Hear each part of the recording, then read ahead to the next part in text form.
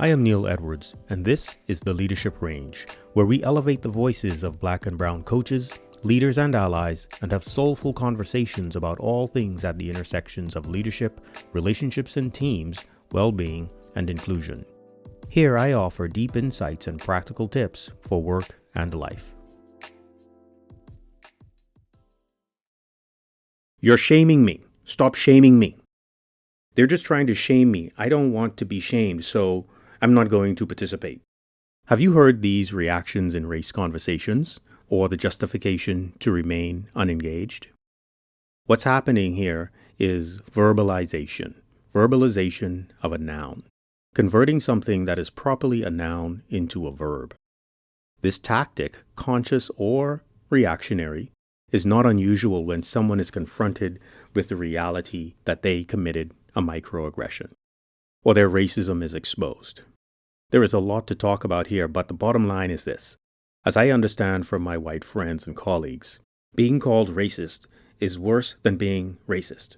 Said another way, white people would rather be racist than be called one. I didn't come up with it, but I can appreciate the notion. In racialized contexts, verbalizing often highlights blaming, stonewalling, or criticism and defensiveness. Any of these might be used as justification for disengagement from racialized conversations. They are toxic to relationships. Nonetheless, that does not mean Black people, once again, need to bear the burden of white discomfort, although that is typically what happens. Therefore, Black people, if you find yourself suddenly in the swirl of verbalization with a white person, recognize that they are definitely triggered and useless. So you have to take the leadership role. You are going to have to go high. You are going to have to take responsibility for the relationship if it is in fact a relationship you want to keep. If you do not want to keep the relationship, then that's yours to deal with.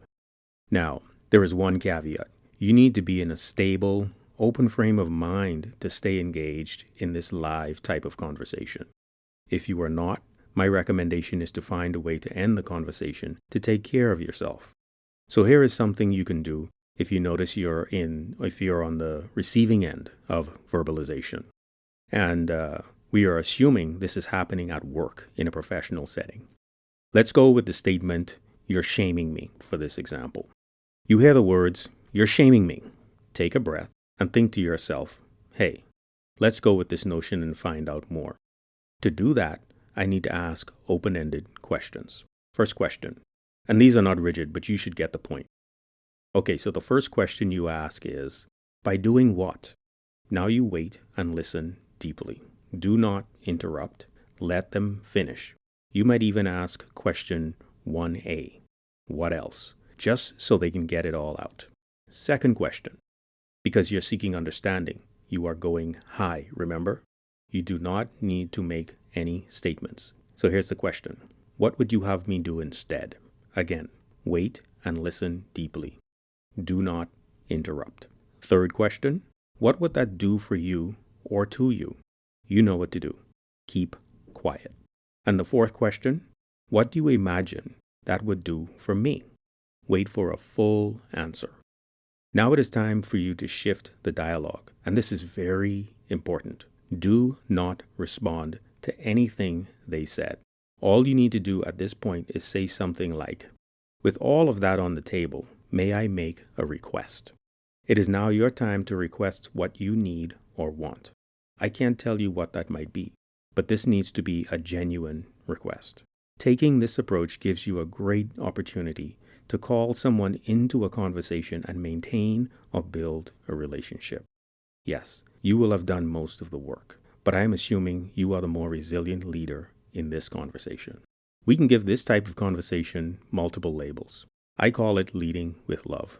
This is an example of love as a leadership characteristic and to love as a leadership skill. Leading this way opens the door to allyship while also dismantling racism by changing hearts one conversation and one relationship at a time.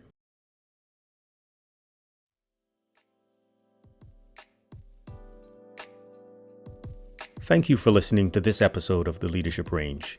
If you enjoyed the episode, I invite you to peruse the others for more great conversations. If you know someone you think ought to be on the podcast, please send me an email at neil@neiledwardscoaching.com. To connect with me, you can find me on LinkedIn at linkedin.com/in/nedwards07. I look forward to you joining in for more conversations each Monday on the Leadership Range.